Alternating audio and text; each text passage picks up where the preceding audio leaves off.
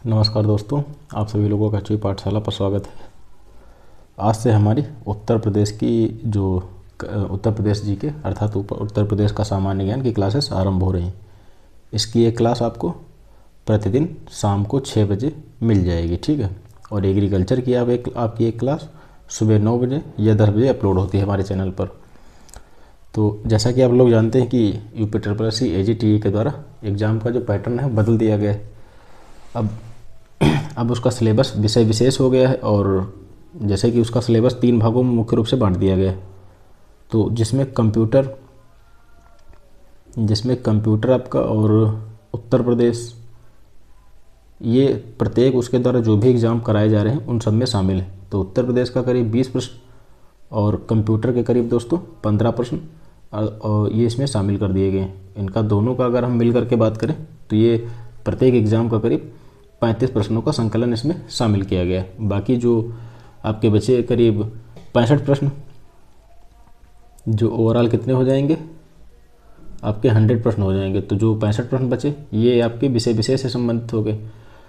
तो उसी को ध्यान में रखते हुए आज से आपकी उत्तर प्रदेश GK की क्लासेस आरंभ हो रही हैं, जो आपको प्रतिदिन संभवतः शाम को 6 बजे इसकी एक क्लास आपको मिल जाएगी। तो हम सभी लोग यहाँ पर टॉपिक वाइज पढ़ाई करेंगे। जैसे हमारा पहला लेक्चर क्या है, उत्तर प्रदेश का संक्षिप्त अवलोकन है। फिर उसके बाद भौतिक विन्यास, कृषि एवं पशुपालन, पर्यटन, उद्योग, खनिज ऊर्जा संसाधन, ये सभी क्रमवार से हम सभी लोग इसकी क्लासेस करते रहेंगे।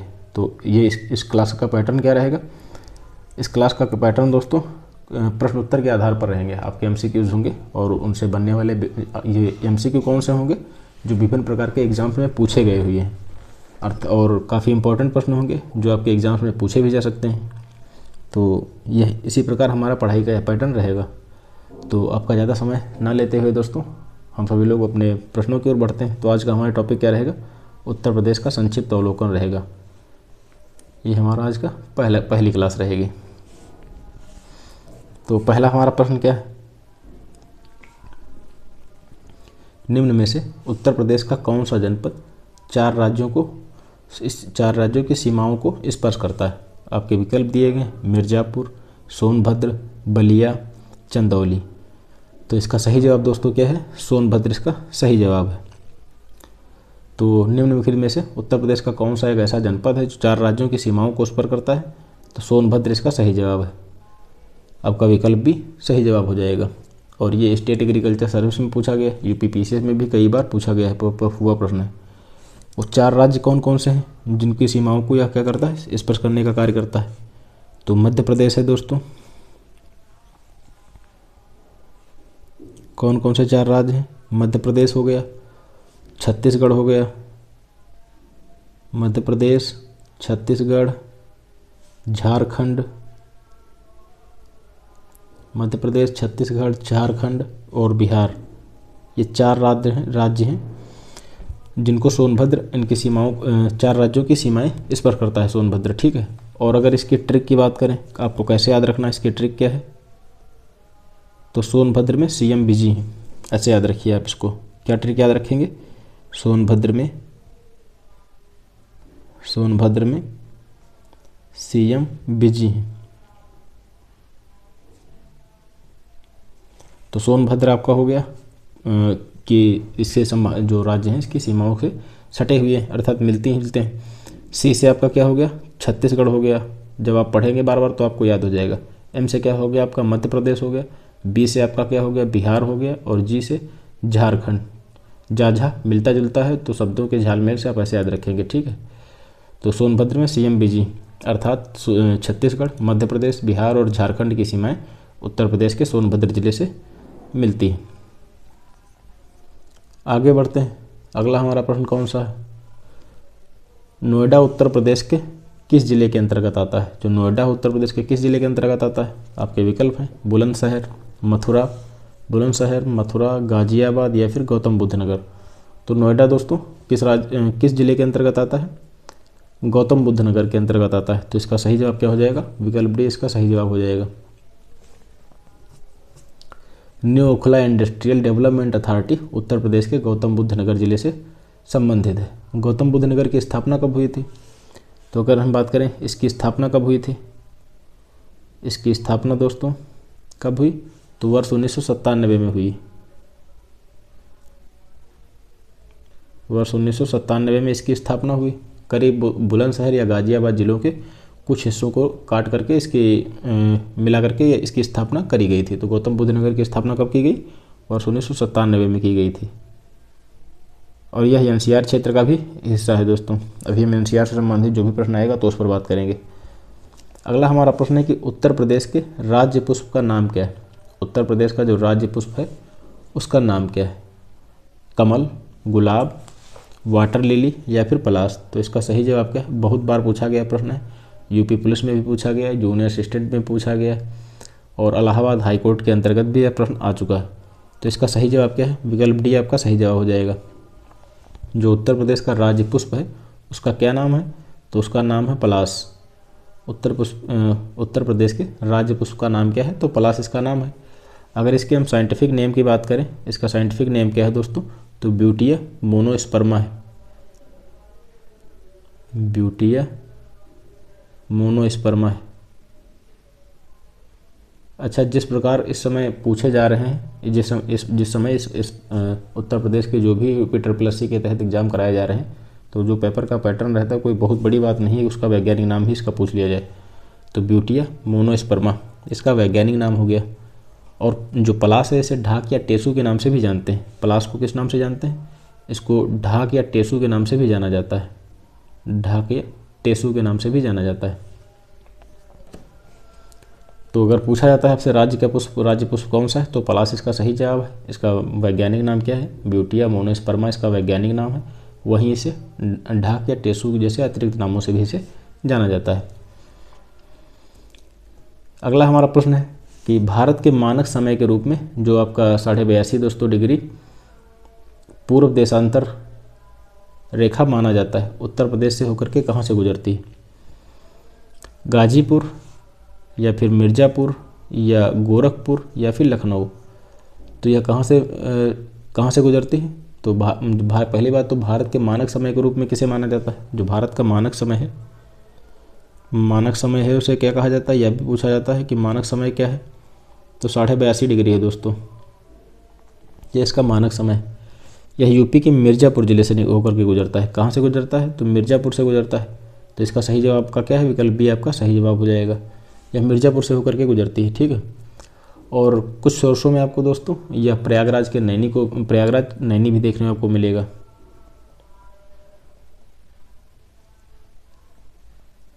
कहीं कहीं पर आपको प्रयागराज नैनी भी देखने को मिलेगा। तो जो भी आपसे पूछा जाएगा, जो आपके विकल्प में होंगे, आप वो टिक करेंगे। उम्मीद है दोनों दोस्तों विकल्प में शामिल नहीं किए जाते हैं। तो जो भारत का मानक समय है 82.5 डिग्री या उत्तर प्रदेश के मिर्ज़ापुर जिले से गुजरता है और कहीं कहीं पर आपको प्रयागराज का नैनी क्षेत्र भी देखने को मिलेगा। तो निम्नलिखित में से कौन सा एक उत्तर प्रदेश के तथ्यों के बारे में बेमेल है? कह रहा है कि उत्तर प्रदेश के कौन सा ऐसा विकल्प है जो उत्तर प्रदेश के तथ्यों के बारे में बेमेल है, अर्थात गलत है। तो राज्य वृक्ष कौन सा है? अशोक है। राज्य पक्षी सारस क्रेन है। राज्य फूल पलाश है या फिर राज्य पशु नीलगाय? तो राज्य पशु दोस्तों नीलगाय ना होकर के क्या है? बारहसिंघा है। अभी कुछ दिनों पहले जो यूपी SSC के द्वारा कोई एक एग्ज़ाम हुआ था, उसमें यह पूछा गया था कि राज्य पशु उत्तर प्रदेश का कौन सा है? तो नीलगाय ना होकर के क्या है? बारहसिंघा है।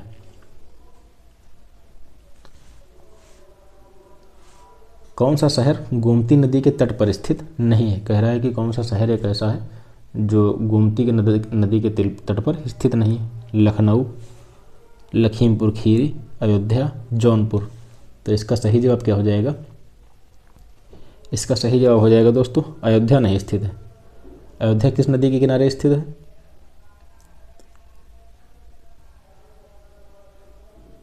सरयू नदी के किनारे स्थित है। अयोध्या किस नदी के किनारे स्थित है? तो सरयू नदी के किनारे स्थित है। जबकि लखनऊ, जौनपुर, लखीमपुर खीरी ये आपकी किस नदी के किनारे स्थित है? तो गोमती नदी के किनारे स्थित है। तो अगर आपसे पूछा जाता है कि गोमती नदी के तट पर कौन सा स्थित है, तो ये आपके लखनऊ हो गया, गोमती नदी के तट पर स्थित है। वहीं जौनपुर भी गोमती नदी के तट पर स्थित है, और अयोध्या भी। अयोध्या दोस्तों सरयू नदी के तट पर स्थित है, जबकि जौनपुर भी क्या है आपका, गोमती नदी के तट पर स्थित है। तो इसका सही जवाब क्या हो जाएगा, कौन सा सही नहीं है, विकल्प सी आपका सही जवाब हो जाएगा, सही नहीं है। उत्तर प्रदेश के किस शहर की सीमा हरियाणा से नहीं लगती है। कह रहा है कि हरियाणा से कौन सा एक ऐसा जिला है जो उत्तर प्रदेश का सीमा साझा नहीं करता है हरियाणा के साथ। मथुरा, सहारनपुर, गौतम बुद्ध नगर, बुलंदशहर। तो इसका सही जवाब क्या हो जाएगा, डी इसका सही जवाब हो जाएगा। बुलंदशहर दोस्तों सीमा साझा नहीं करता हरियाणा के साथ, जबकि मथुरा, सहारनपुर, गौतम बुद्ध नगर ये सभी क्या करते हैं, अपनी सीमा अपनी साझा करते हैं। तो उत्तर प्रदेश के करीब 6 ज़िले हैं जो हरियाणा के साथ अपनी सीमा साझा करते हैं। उत्तर प्रदेश के कुल कितने ज़िले हैं, अमूमन 6 ज़िले हैं जो हरियाणा के साथ अपनी सीमा साझा करते हैं, सीमा अपनी साझा करते हैं। इसमें कौन कौन से हैं, सहारनपुर, शामली, बागपत, गौतम बुद्ध नगर, अलीगढ़, मथुरा। मैं भी इसको याद कैसे करना है उसकी ट्रिक भी बताऊंगा आपको। गौतम बुद्ध नगर और सहारनपुर, गौतम बुद्ध नगर, अलीगढ़, मथुरा, सहारनपुर,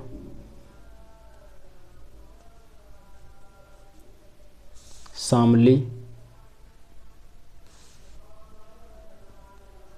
और बागपत। ये आपके कितने हो गए, 1 2 3 4 5 6 आपके 6 ज़िले हो गए जो हरियाणा से सीमा साझा करते हैं। तो इसकी ट्रिक अगर आपको बाई ट्रिक याद रखना है तो कैसे याद रखेंगे, बाई ट्रिक की अगर हम बात करें तो इसे आप ऐसे गौ अलीम की बाग याद रखिए। गौ अलीम की बाग में साहस जाने के लिए साहस होना चाहिए। गौ अलीम की बाग में शाम को जाने के लिए साहस होना चाहिए। आप ऐसे याद रखिए, गौ अलीम की बाग में, गौ अलीम की बाग में शाम को जाने के लिए साहस हो। हरियाणा में आप अगर आपको कन्फ्यूज़न होगा कि यह ट्रिक है किसकी, तो आप यहाँ पर इसको शामिल कर लीजिए। हरियाणा में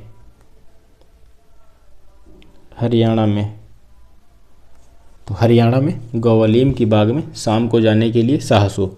गौ से आपका क्या हो गया, गौतम बुद्ध नगर हो गया, ठीक है। और अली से क्या हो गया आपका, 1 मिनट, अरे यार ये मिट गया।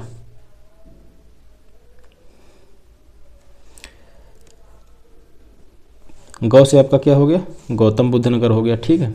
अली से क्या हो गया आपका, अली से हो गया अलीगढ़। माँ से आपका क्या हो गया, मथुरा हो गया। बाग से आपका क्या हो गया, बागपत हो गया। शाम से आपका क्या हो गया, शामली हो गया। के जाने के लिए साहस से क्या हो गया, सहारनपुर हो गया। आपको थोड़ा याद रखना पड़ेगा, जब आप पढ़ेंगे तो याद हो जाएगा आसानी से। तो उत्तर प्रदेश के किस शहर की सीमा हरियाणा से नहीं लगती है, मथुरा, सहारनपुर, गौतम बुद्ध नगर, बुलंदशहर। तो बुलंदशहर की सीमा नहीं लगती। हरियाणा में गौ अलीम की बाग में शाम को जाने के लिए क्या चाहिए, साहस चाहिए। ये आप ट्रिक याद रखिए, आपको आसानी से याद हो जाएंगे, हमेशा के लिए याद रहेगा। उत्तर प्रदेश राज्य के प्रतीक चिन्ह में क्या दिया नहीं है, दया नहीं होगा, क्या दिया नहीं है, तीर, धनुष, मछली, मोर।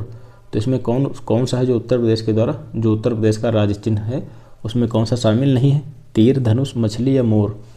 तो इसका सही जवाब क्या हो जाएगा दोस्तों, मोर इसमें शामिल नहीं है। बाकी तीर, धनुष, मछली ये सभी इसमें शामिल हैं जो राज्य का जो प्रतीक चिन्ह है।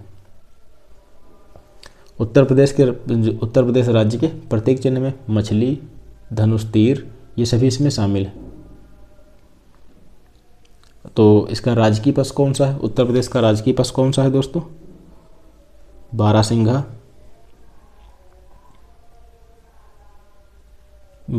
हो गया। वृक्ष कौन सा हो जाएगा, अशोक। पक्षी, सारस, पुष्प कौन सा हो गया, पलाश। ये कुछ अतिरिक्त जानकारी हो गई जो आपको याद रखनी है। तो उत्तर प्रदेश राज्य का प्रतीक चिन्ह में कौन सा नहीं दिया गया, मोर नहीं दिया गया, जबकि तीर, धनुष, मछली ये सभी उत्तर प्रदेश के राज्य प्रतीक चिन्ह में शामिल हैं। अन्य बिंदुओं की बात करें तो राजकीय पशु कौन सा है, बारहसिंघा, राजकीय वृक्ष अशोक, राजकीय पक्षी सारस, राजकीय पुष्प पलाश। अगले प्रश्न की बात करें तो अगला हमारा प्रश्न है कि भारत का कौन सा राज्य अधिकतम राज्यों की सीमाओं को स्पर्श करता है। भारत का कौन सा राज्य अधिकतम राज्यों की सीमाओं को स्पर्श करता है। आंध्र प्रदेश, कर्नाटक, मध्य प्रदेश, उत्तर प्रदेश। तो इसका सही जवाब क्या हो जाएगा, उत्तर प्रदेश। राज्य, गौर करने वाली बात यह है कि अगर आपसे राज्य पूछा जाता है तो उसकी संख्या 8 बताएंगे। अगर राज्य तथा केंद्र शासित प्रदेश पूछा जा रहा है तो आप 9 संख्या बताएंगे। तो अगर हम राज्यों की बात करें, अगर आपसे पूछा जाता है कितने राज्यों की सीमा को संपर्क करता है, तो आप क्या बताएंगे, 8 राज्य। कितने केंद्र शासित प्रदेशों की सीमा से संपर्कित है, केंद्र शासित प्रदेश दोस्तों 1 है। कौन सा है, तो दिल्ली। और अंतर्राष्ट्रीय सीमा भी 1 है।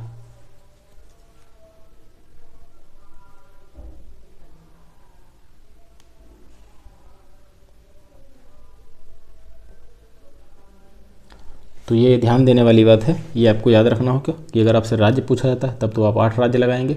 अगर आपसे पूछा जाता है राज्यों केंद्र शासित प्रदेशों की संख्या तो 9 लगाएंगे। अंतर्राष्ट्रीय सीमा, उसकी सीमा भी 1 है जो कि नेपाल के साथ सीमा साझा करता है। वहीं 8 राज्यों की बात करें तो आपका कौन कौन सा हो गया, उत्तराखंड हो गया, हरियाणा हो गया, हिमाचल प्रदेश, राजस्थान, मध्य प्रदेश, छत्तीसगढ़, झारखंड, बिहार। और केंद्र शासित प्रदेश कौन सा है, दिल्ली, जिसके साथ सीमा साझा करता है। तो कौन कौन से इसमें दिए गए हैं जिनके साथ यह सीमा साझा करता है। पूछा जाता है कि कौन सा एक ऐसा किसके साथ यह सीमा नहीं साझा करता है। अभी आगे हम पढ़ेंगे भी, तो इनको नोट कर लेते हैं। उत्तराखंड, फिर इसकी ट्रिक बना लेते हैं।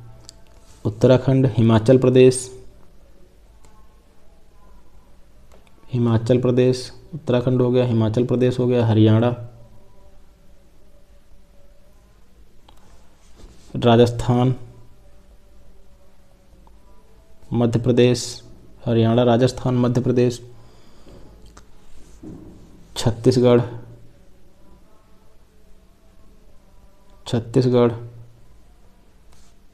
उत्तराखंड,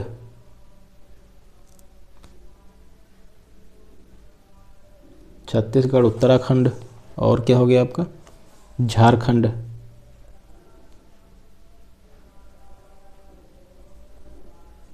तो कितने हो गए, 1 2 3 4 5 6 7 8 आपके राज्य हो गए। इसकी ट्रिक क्या रहेगी, याद करने की ट्रिक आपकी क्या रहेगी। ट्रिक दोस्तों, पहली बात तो आप 3 शब्द याद रखिए ऐसे ही, छौझा। तो इससे क्या हो गया आपका, छा से हो गया आपका छत्तीसगढ़, ऊ से हो गया उत्तराखंड, झा से हो गया झारखंड। ये हो गए 3 शब्द आपके, छौझा। 3 राज्य आपके हो गए। तो बाकी कितने बचे, आप ऐसे याद रखिए, हरियाणा रा से राजस्थान, ये मिले जुले हैं। और मध्य प्रदेश, हरियाणा, राजस्थान और मध्य प्रदेश, ये एक क्रम में याद रखिए। 6 हो गए आपके। बचा कौन सा, हिमाचल प्रदेश, और कौन सा आपका बच गया, ये उत्तराखंड दोस्तों 2 बार हो गया, एक कोई और रह गया है। उत्तराखंड, हिमाचल प्रदेश, हरियाणा, राजस्थान, मध्य प्रदेश, छत्तीसगढ़, झारखंड एवं बिहार। 1 2 3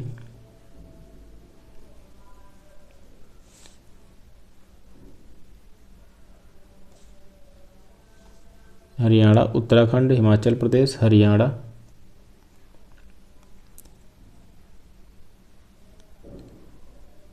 झारखंड। इसमें कौन सा रह गया है, नोट करना, यहाँ बिहार रह गया था।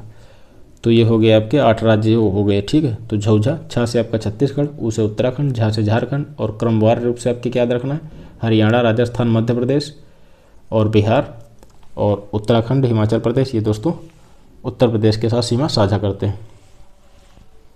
अगला हमारा प्रश्न है कि श्री मनोज सिन्हा को अगस्त 2020 में किस संघ शासित प्रदेश का उपराज्यपाल नियुक्त किया गया था। ये दोस्तों उस समय का करंट अफेयर था, ये एक बार पूछा गया था उत्तर प्रदेश के एग्जाम में। तो लद्दाख, चंडीगढ़, जम्मू कश्मीर और या फिर अंडमान निकोबार द्वीप समूह। तो इसका सही जवाब क्या था, जम्मू और कश्मीर। काफ़ी चर्चे में रहा था इसलिए पूछा गया था। अगला हमारा प्रश्न क्या है कि क्षेत्रफल की दृष्टि से भारतीय राज्यों के बीच उत्तर प्रदेश का कौन सा स्थान है, पहला, दूसरा, तीसरा या फिर चौथा। तो इसका सही जवाब दोस्तों क्या है, क्षेत्रफल की दृष्टि से भारतीयों के बीच उत्तर प्रदेश का कौन सा स्थान है, तो चौथा स्थान है। इसका सही जवाब डी हो जाएगा आपका। तो इसकी एक ट्रिक याद रखिए, राम महान है यूपी में, राम महान है यूपी में।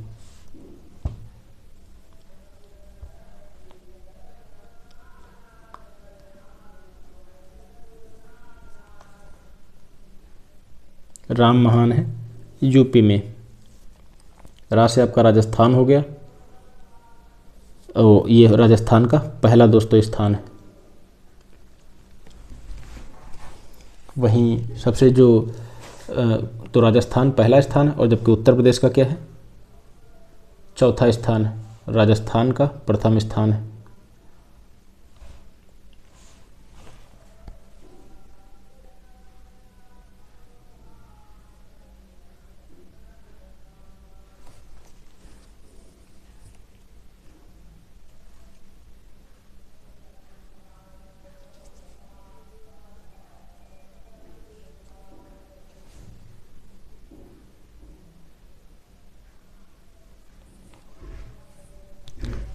तो राम महान है यूपी में, आपको ट्रिक याद रखनी है, ठीक है। तो इसको ऐसे लिख लेते हैं थोड़ा, ताकि लिखने में समझाने में आपको आसानी रहेगी।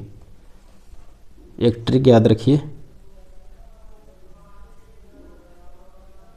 राम महान है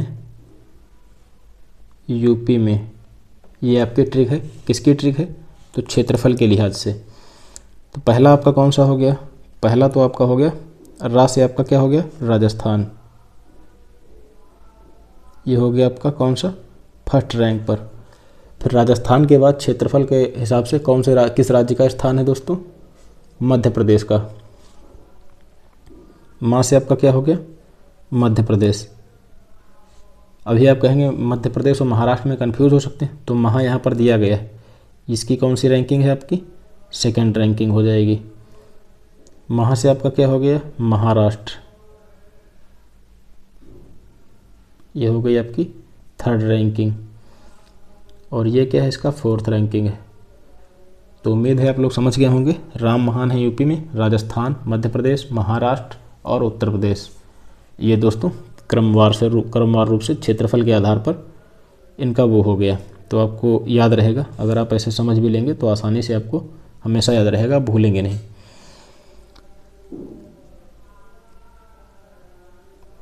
तो इसका सही जवाब क्या हो जाएगा, इसका सही जवाब विकल्प डी आपका हो जाएगा। कुछ अन्य बिंदुओं की अगर हम बात करें, जैसे राजस्थान क्षेत्रफल के हिसाब से सबसे बड़ा राज्य है, तो सबसे छोटा राज्य कौन सा है, तो सबसे छोटा राज्य दोस्तों गोवा है। सबसे छोटा राज्य गोवा है। जनसंख्या की दृष्टि से उत्तर प्रदेश का पहला स्थान है। जनसंख्या की अगर हम बात करें तो जनसंख्या की दृष्टि से यूपी का कौन सा स्थान है, पहला स्थान है। जनसंख्या के लिहाज से उत्तर प्रदेश का पहला स्थान है। और बस इतना आपको याद रखना है। तो क्षेत्रफल की दृष्टि से भारतीय राज्यों के बीच उत्तर प्रदेश का कौन सा स्थान है, चौथा स्थान है। इससे पहले 3 राजस्थान, मध्य प्रदेश, महाराष्ट्र हो गए, जबकि छोटा राज्य कौन सा है, गोवा हो गया। और वहीं जनसंख्या की दृष्टि से भारत का कौन सा राज्य सबसे बड़ा है, तो जनसंख्या की दृष्टि से उत्तर प्रदेश पहले स्थान पर है। उम्मीद है आप समझ पा रहे होंगे। किस शहर को खिलौनों के शहर के नाम से जाना जाता है, किसके नाम से, खिलौनों के शहर के नाम से जाना जाता है। गाजियाबाद, कानपुर, नोएडा या फिर ग्रेटर नोएडा। तो इसका सही जवाब क्या है? खिलौने के शहर से उत्तर प्रदेश का शहर ग्रेटर नोएडा जाना जाता है। आपका विकल्प डी इसका सही जवाब हो जाएगा। कुछ अतिरिक्त जानकारी की बात करें तो जो चर्म उत्पाद है वह कहाँ होता है? चर्म उत्पाद का संबंध कानपुर से है। और गाजियाबाद से इंजीनियरिंग सामान का, रेडीमेड कपड़ों का कहाँ से संबंध है? रेडीमेड कपड़ों का संबंध कहाँ से है? गौतम बुद्ध नगर से।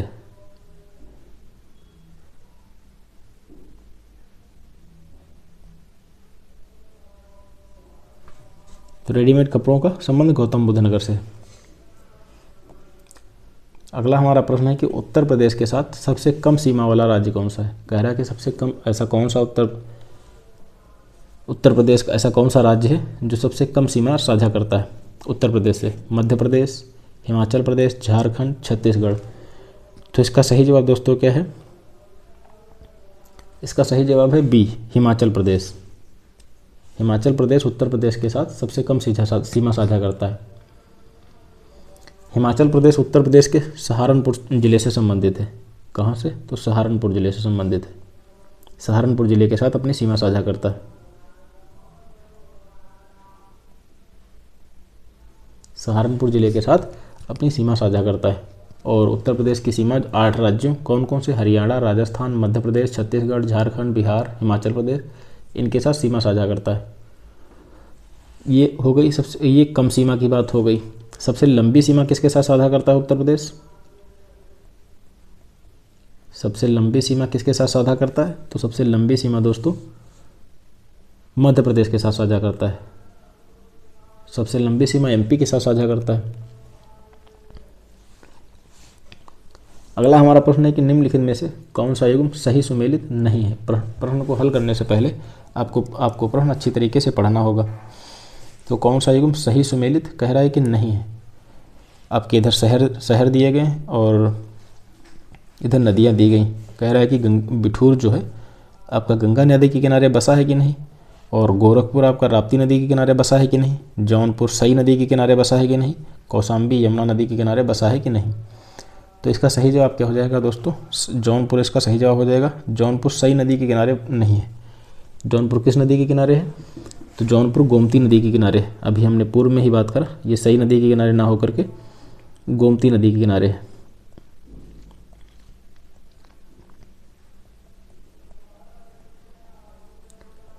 गोमती नदी के किनारे।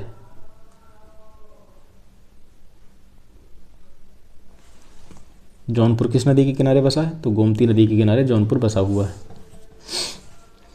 बिठूर गंगा नदी के किनारे, गोरखपुर राप्ती नदी के, आपको कैसे याद रखना है? रा से राप्ती, गोरखपुर राप्ती नदी के किनारे, और जौनपुर गोमती नदी के किनारे, कौशाम्बी यमुना नदी के किनारे स्थित है।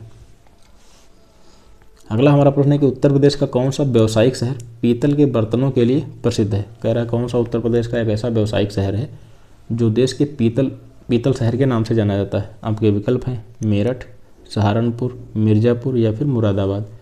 तो इसका सही जवाब क्या है दोस्तों? मुरादाबाद इसका सही जवाब है। मुरादाबाद को पीतल नगरी के नाम से जाना जाता है।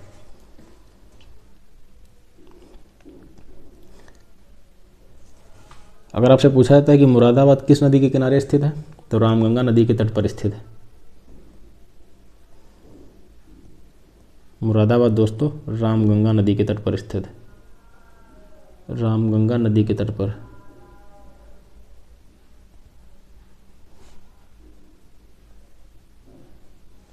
कैसे याद रखेंगे? तो मुरादाबाद, रा से रामपुर, रा से रादाबाद। आगे बढ़ते हैं अगले प्रश्न की ओर। ब्रिटिश शासनकाल के दौरान उत्तर प्रदेश का नाम क्या है? कह रहा है कि जो ब्रिटिश शासन था उसके दौरान उत्तर प्रदेश का नाम क्या था?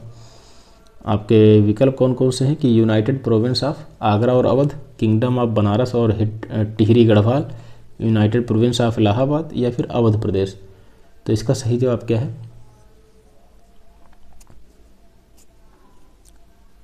दोस्तों इसे विकल्प इसका ए सही जवाब हो जाएगा। यूनाइटेड प्रोविंस ऑफ आगरा और अवध के नाम से इसको जाना जाता था। और जब भारत आज़ाद हुआ था तो इसका नाम, संयुक्त प्रांत का नाम बदल करके उत्तर प्रदेश कर दिया गया था। जब ब्रिटिश शासन के दौरान आपसे अगर पूछा जाए उत्तर प्रदेश का नाम क्या था, तो यूनाइटेड प्रोविंस ऑफ आगरा और अवध इसका सही जवाब होगा। अगला हमारा प्रश्न है कि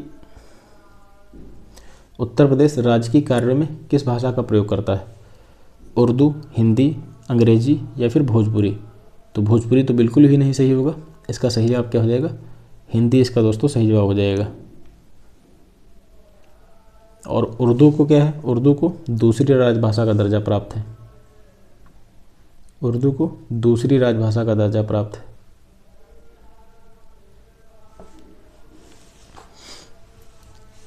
अगला हमारा प्रश्न है कि ग्रीन पार्क क्रिकेट स्टेडियम उत्तर प्रदेश के किस जिले में स्थित है? लखनऊ, नोएडा, कानपुर, वाराणसी? तो इसका सही जवाब क्या हो जाएगा? इसका सही जवाब है दोस्तों कानपुर। ग्रीन पार्क स्टेडियम आप ऐसे याद रखिए। मैं इसकी एक ट्रिक बता देता हूँ, ये कई बार पूछा गया है।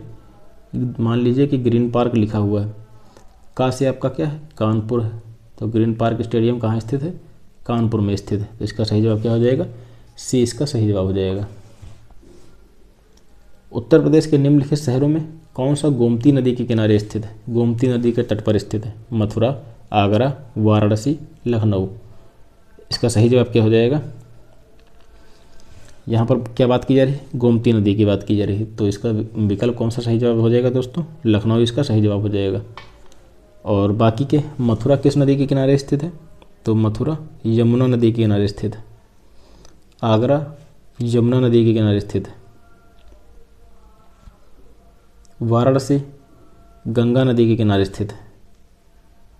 लखनऊ गोमती नदी के किनारे स्थित है।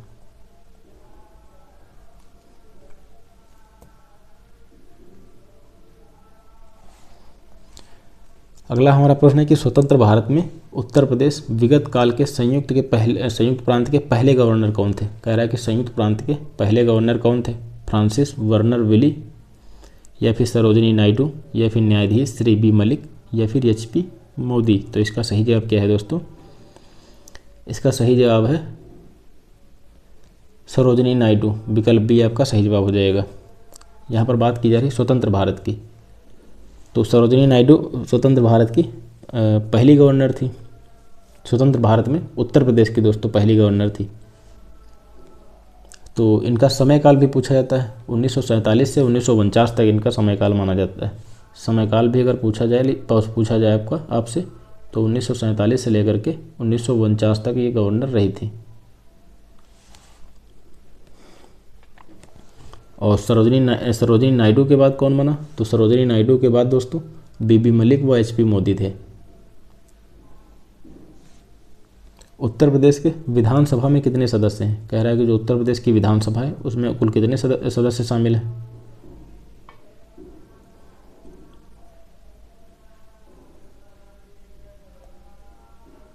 उत्तर प्रदेश के विधानसभा में कुल कितने सदस्य शामिल हैं?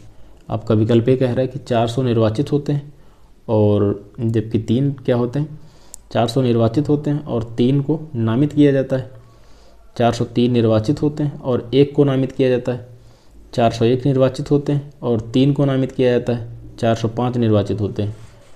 तो इसका सही जवाब दोस्तों क्या है?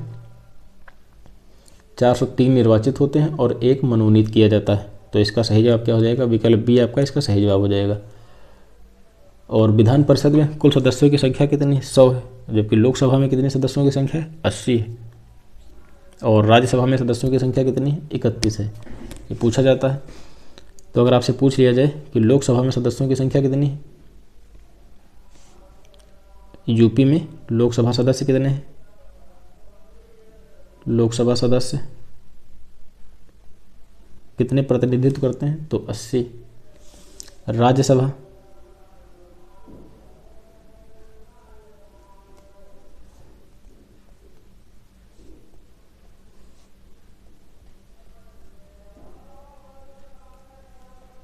राज्यसभा अगर आपसे पूछा जाए तो राज्यसभा के सदस्य 31 हैं। विधान परिषद में कितने हैं? तो विधान परिषद में 100 हैं।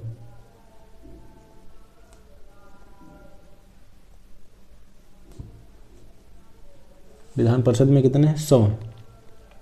तो इसका सही जवाब क्या है? 403 निर्वाचित होते हैं और 1 नामित किया जाता है। गोविंद वल्लभ पंत के बारे में निम्न में से कौन सा कथन सत्य है? आगरा घराना के जाने माने गायक हैं, उत्तर प्रदेश के प्रथम राज्यपाल हैं, उत्तर प्रदेश के प्रथम मुख्यमंत्री हैं, या फिर शास्त्रीय नृत्य शैली कथन के महत्वपूर्ण प्रतिपादक हैं। तो इसका सही जवाब क्या हो जाएगा, ये उत्तर प्रदेश के प्रथम मुख्यमंत्री किसकी बात की जा रही है यहाँ पर, तो गोविंद वल्लभ पंत की बात की जा रही है। गोविंद वल्लभ पंत दोस्तों उत्तर प्रदेश के प्रथम मुख्यमंत्री के तौर पर इन्होंने कार्य किया था। इनसे कई बार प्रश्न पूछे गए हैं। कई बार दोस्तों यह प्रश्न पूछा गया है कि इन्हें भारत रत्न से कब सम्मानित किया गया था, तो वर्ष 1957 में इन्हें भारत रत्न से सम्मानित किया गया था। 1957 में भारत रत्न प्रदान किया गया।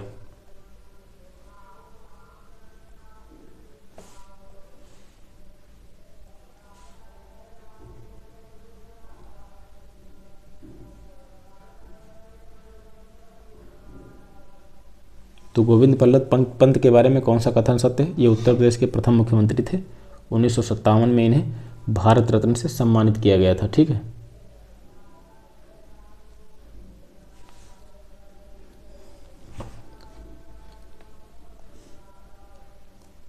अगला हमारा प्रश्न कौन सा है,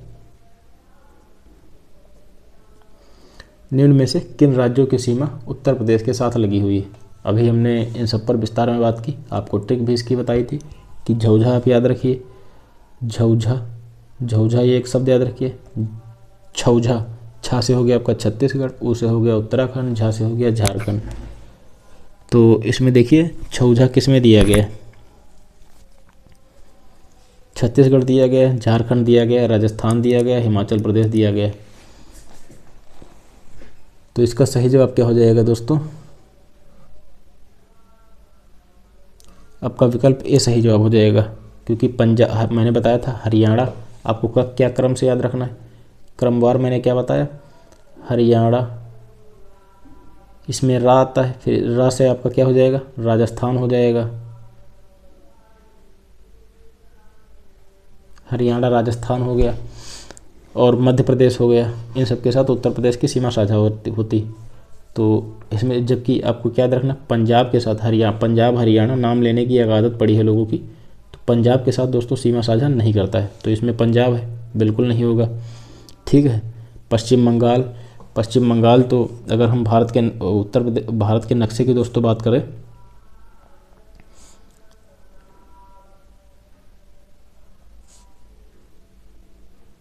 ये देखिए भारत का अगर हम नक्शा है, इतना अच्छा तो नहीं है दोस्तों, पर काम चल जाएगा आपके समझने के लिए।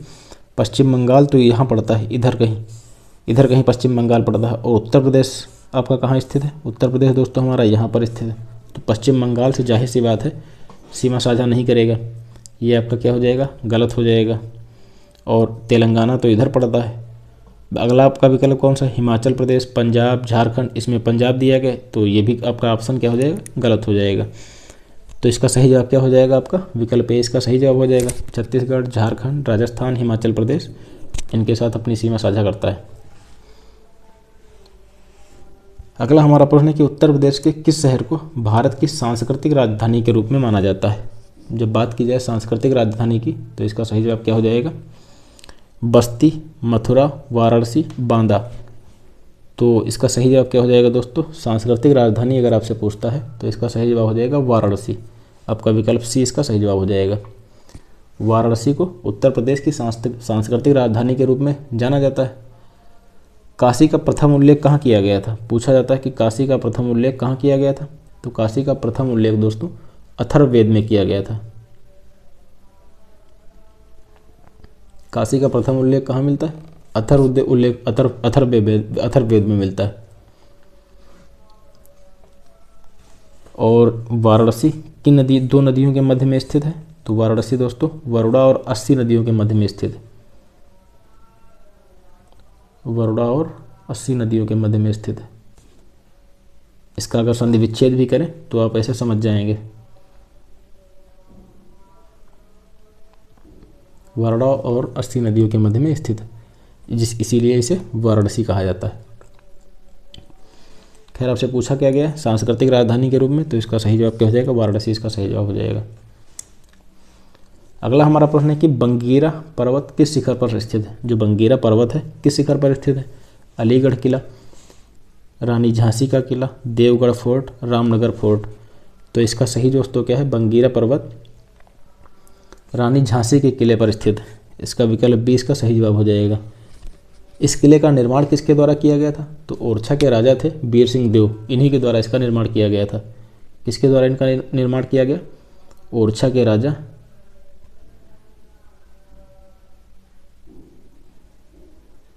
के राजा वीर सिंह देव।